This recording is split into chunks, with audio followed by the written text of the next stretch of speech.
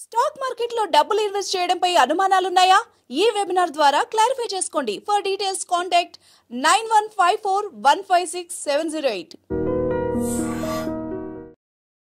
Hi hello నమస్తే, welcome back to our channel. ఈరోజు మనతో ఉన్నారు AMFI certified mutual fund distributor అయిన రమేష్ పసుపులేటి గారు.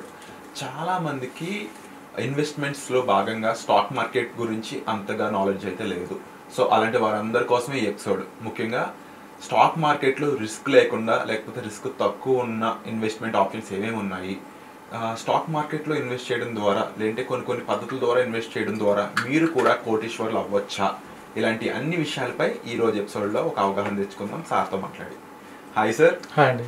స్టాక్ మార్కెట్లో ఇన్వెస్ట్మెంట్స్ అనేవి ఎన్ని రకాలుగా ఉన్నాయి, వాటిలో కాస్త రిస్క్ తక్కువ ఉన్న ఇన్వెస్ట్మెంట్స్ ఏంటి, వాటి గురించి చెప్తారు?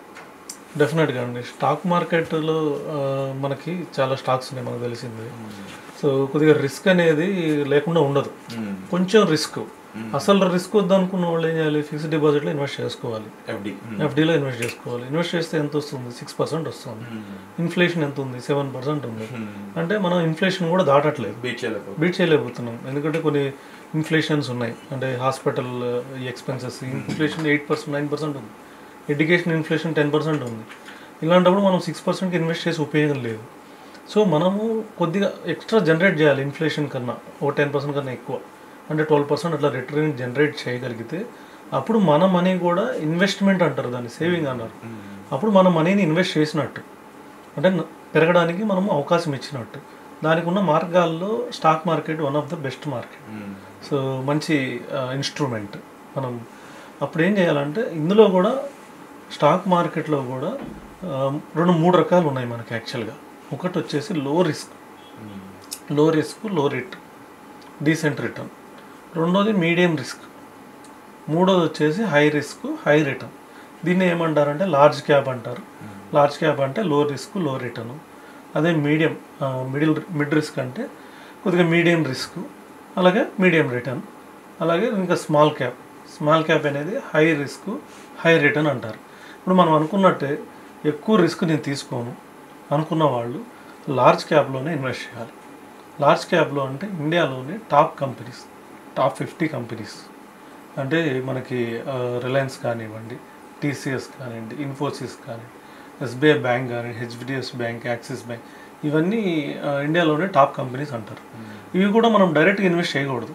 ఎందుకు ఇన్వెస్ట్ చేయకూడదు అంటే ఒక రిలయన్స్ షేరే 3,000 ఉంది, సో ఒక TCS షేర్ చూస్తే 3,000 ఉంది. సో వీటన్నిటిలో మనం డైరెక్ట్ పెట్టడానికి మనకాడ అంత అమౌంట్ సరిపోవు.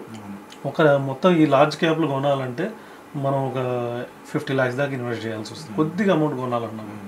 అందుకని మ్యూచువల్ ఫండ్ ద్వారా మంత్లీ కొంచెం మనం ఎంత ఉంటే అంత 500 రూపీస్ స్టార్ట్ ఉన్నాయి అన్ని లార్జ్ క్యాప్ ఫండ్స్. మంత్లీ కొద్దిగా ఇన్వెస్ట్ చేసుకుంటా వెళ్తే మనకి లో రిస్క్లో ఒక డీసెంట్ రిటర్న్, ఒక 12% రిటర్న్ జనరేట్ చేసుకోవచ్చు. మోర్ దెన్ ఇన్ఫ్లేషన్ కదా, ఇప్పుడు 7% ఇన్ఫ్లేషన్ అనుకున్నా FD కన్నా మంచి రిటర్న్స్ అనేవి వస్తున్నాయి మ్యూచువల్ ఫండ్ ద్వారా. డెఫినెట్గా. ఎందుకంటే ఇప్పుడు మనం అనుకున్న రిలయన్స్ కానీ, ఇన్ఫోసిస్ కానీ, TCS కానీ ఇలాంటి కంపెనీలన్నీ కొద్దిగా డీసెంట్ రిటర్న్తోనే జనరేట్ అవుతుంటాయి. ఒక 12-15% రిటర్న్ జనరేట్ చేసుకుంటూ వెళ్తాయి. ఇంకోటి ఏంటంటే మార్కెట్ పడినప్పుడు కూడా ఎక్కువ రియాక్ట్ కావు, ఎందుకంటే వీటి బిజినెసెస్ వీటికి ఉన్నాయి. అంటే మార్కెట్ నిజంగా బ్లడ్ బాత్ అంటే అంత దారుణంగా పడిపోయింది అనుకుందాం, మ్యూచువల్ ఫండ్స్ పడతాయి, బట్ బెటర్ అంటారు. డెఫినెట్గా. నేను మనం ఇందాక అనుకున్నట్టు ఈ లార్జ్ క్యాప్స్ తక్కువ పడతాయి, లో రిస్క్, లో రిటర్న్. ఎందుకంటే వీటికి పెద్ద పెరగవు, అలాగే ఫాస్ట్గా పెరగవు. బాగా మార్కెట్లో బూమ్ వచ్చినప్పుడు, ఎగ్జైట్మెంట్ వచ్చినప్పుడు ఎక్కువ పెరగవు, కొద్దిగా పెరుగుతాయి, అలాగే కొద్దిగా పడతాయి, లో రిస్క్. అలాగే మీడియం, స్మాల్ క్యాప్స్ ఉంటాయి, హై రిస్క్ ఫండ్స్. వీటిని మిడిల్ క్యాప్, అలాగే స్మాల్ క్యాప్ అంటారు. వీటిలో కొద్దిగా బ్లడ్ బాత్ అన్నది కరెక్టే, పడితే బాగా పడతాయి, కానీ అది మంచి ఆపర్చునిటీ.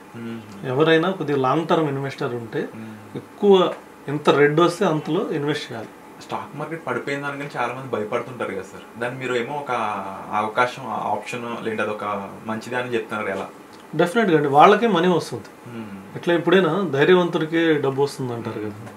సో ధైర్యం ఉండాలని మొత్తం పెట్టాలని కాదు. కొద్దిగా మార్కెట్ పడింది, కొద్దిగా అమౌంట్ ఇన్వెస్ట్ చేయాలి, అది ఆపర్చునిటీ.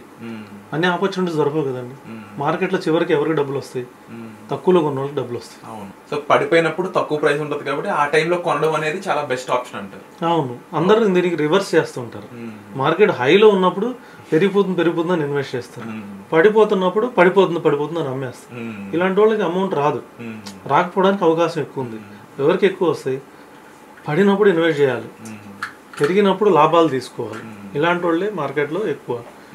అది లాంగ్ టర్మ్కి మ్యూచువల్ ఫండ్ ద్వారా ఇన్వెస్ట్ చేస్తే ఈ ప్రాబ్లమ్స్ కూడా ఏముండవు.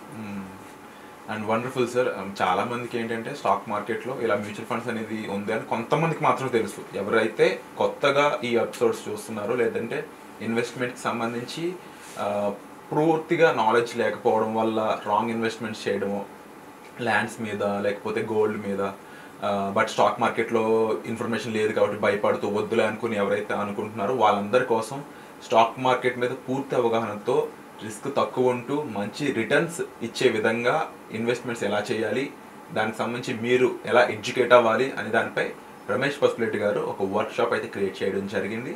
ఆ వర్క్షాప్లో మీరు పార్టిసిపేట్ చేసి ఈ విషయాలు తెలుసుకోవాలనుకున్నట్లయితే వెంటనే డిస్ప్లే అవుతున్న నెంబర్స్ కాల్ చేసి దానికి సంబంధించిన డీటెయిల్స్ తీసుకోండి.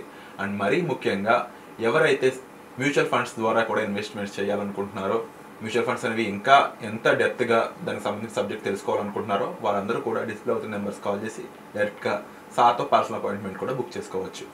Thank you so much sir. So వచ్చే ఎపిసోడ్లో మరింత ఇన్ఫర్మేషన్ మీ దగ్గర తీసుకోవాలని మనస్ఫూర్తిగా కోరుకుంటున్నాను. Thank you so much. Welcome.